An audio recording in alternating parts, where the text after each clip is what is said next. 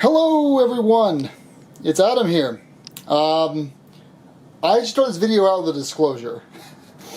My Sargent seat was replaced under warranty. They gave me a discount on the heated element as a, I guess, apology or something. I don't really know why. So I bought the heated element at a small discount, nothing major. And then they forgot in the shipping package to include the metal bracket that mounts the heat controller to my mirror on my GS. So I, not wanting to cause more of a ruckus, ordered the part and paid $29 plus $15 shipping. Well, they realized their error. They reached out to me and said, we're going to cancel the order so you're refunded and we'll ship it out to you at no charge. Which is nice of them. I mean, I already paid for it, but I was trying not to be too much of a ruckus. Well, then this shows up. This is the EM-5 backrest for the GS LC and Adventure. It works with the Sargent seat. I believe it'll work with any seat, so we're going to give that a try today. The price of this seat and the mounting hardware is $350.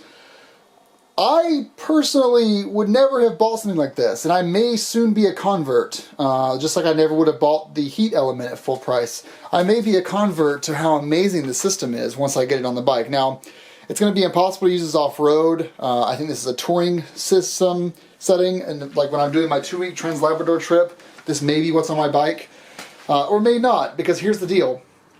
After I review this and install it on the bike, I'm going to email them and say, I think you made a mistake. And if they did, I'm going to ship it back to them and pay any restocking fees they have for me. I don't mind paying. You guys that watch the channel benefit from these videos, and I don't mind paying the restocking fees if it helps you guys decide on these kind of things. So let's get started. And I'm pretty excited to try this, but I really hope that this was a mistake of their part and this is not a promotional gift. If it was, then thank you so much. Obviously, I'll take any freebies, but there's no guarantee I'm going to say positive things about them because that's just how this works.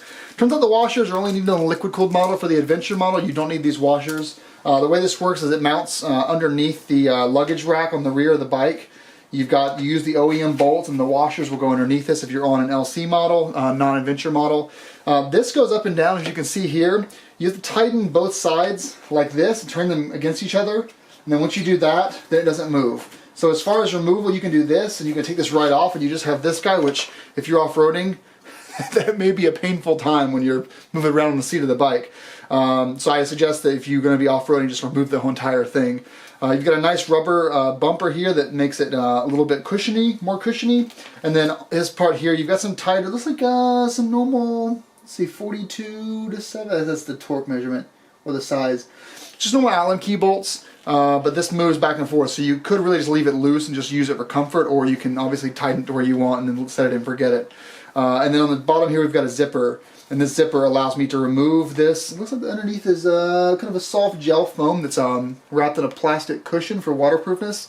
But you can remove this and clean it down if you need to. It's grippy on the front, kind of like the sides of the Performance Plus, and on the back it's smooth leather. So you've got front, back, and then you've got up-down motion, and both appear to be tightenable, where you can tighten it down where it doesn't move front, back, or up or down.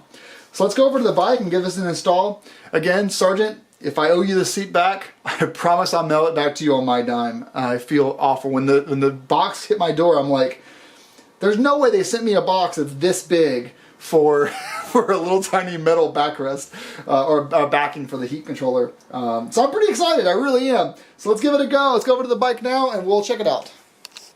Alright, so we have the bike completely torn down. Front and back seat are off. If you can see here, there we go. So if you can see here and here, these are the two bolts you're going to be removing. And the backrest goes just like that on them.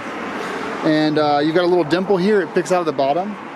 So this allows this to go into that hole. And supposedly you need washers underneath the actual bit here. If you're using a GS one, the GSA, you don't need that for some reason, so keep that in mind. Their backrest comes with a really cool, looks like a T40, yeah, T40 Torx, so you don't need to go buy one if you don't already have one, which you really should if you're watching these videos. And actually, I'm not even going to use this. I'm going to use my tool because it's much better. So I started doing this without the spacers, and you'll see when I put this down that there's a definite gap between there.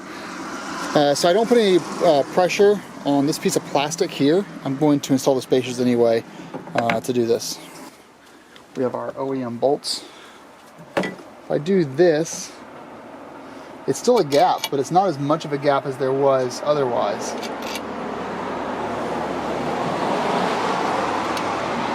Now the question is there enough gap for the thread? Yes, we'll see right here, this coming up on this side.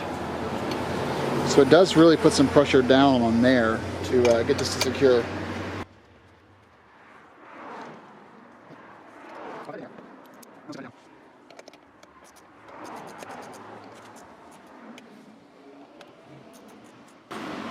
I don't need to look at the torque specs on these, but I mean, they're not really going anywhere. And I don't use these to support the luggage racks.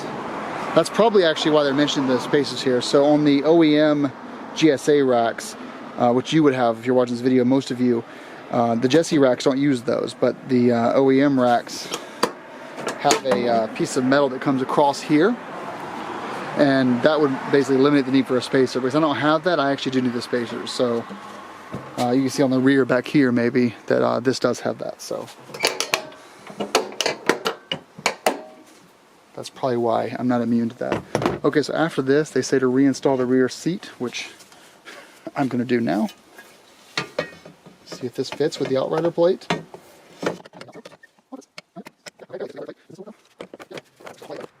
Yep. Okay, that works. Now we're going to reinstall the front seat. I don't have the heat hooked up yet, so I'm just doing this without heat. You have to flex this back a little bit to get that in, and then push. Now the final step is going to be the backrest. So it does take a little bit away of your seat depth. I'm going to go to the highest setting, so time these two knobs down, and then you can give it a little bit of weight. It doesn't appear to be moving or down here, so the brace actually isn't moving that much. Okay, let's sit on it and see how it works then. I mean, it looks good, right? It looks very, very comfortable. The full belly shot here. And the bike's up on center stand.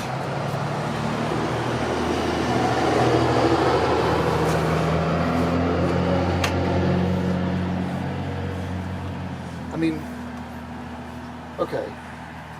So I can't sit far back here. I mean, it's nice and supporting, but I really can't, like, I guess I could lean back on it.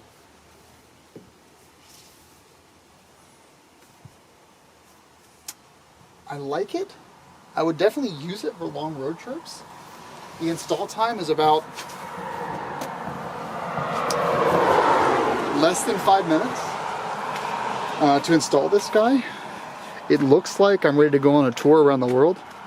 Just no standing, of course. I could stand, but it wouldn't be as comfortable. I wouldn't have as much leg room to go forward and back on the bike when I'm off-road. Install time is pretty simple. So I guess the question really comes down to value to price. If this was a $99 part, I would say everyone that's interested in more comfort should totally grab it. If it was a $200 part, I would say if you are putting down long iron butt style rides, you know, 500, 800 mile days, it's a must buy. At $350, I'm not sure if I can recommend it. Unless you really, really need a backrest. This isn't, I mean, you know, and let's consider the fact that, let's assume that I got this for free. I assume that they screwed up. But if I got this for free, absolutely, this is amazing. But at $350, it's just, well, that's why I hadn't bought it yet so far. And as you guys know, I bought everything else for the bike except for this. And I still didn't buy it. So it's just because of the price. So, yeah, I like it. I'll definitely use this week. Since I'm not going off-road at all, I'll use it this week. That's why the boxes are on right now. I take the boxes off when I'm off-roading. So I guess thumbs up for me. It's pricey, but nice. Thanks for watching, guys. Have a great day. Damn Harleys.